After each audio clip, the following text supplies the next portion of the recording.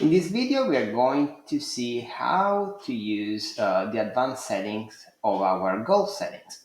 As you can see here, the goal settings on this screen has a lot of options right here listed. Specifically, what this client did, they clicked on the plus button and they created a custom goal setting per budget group depending on what they wanted to optimize for.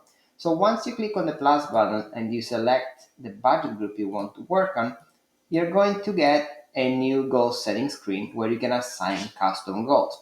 The custom goals can be selected from this menu. So for example, I can click on triple whale and here they use first click pixel new customer conversion revenue as their goal. And each of these budget groups have different goals that they're optimizing against.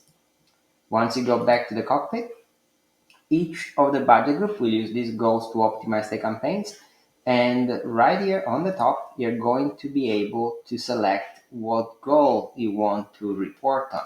So for example, if I scroll down and I go on bottom of funnel meta, I can look at performance from bottom of funnel meta if I want to. I just need to find it. I click here and this data will change accordingly.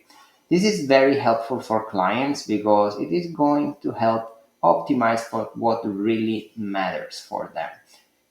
If you have any questions, please let us know and we will be able to help you set everything up in your account.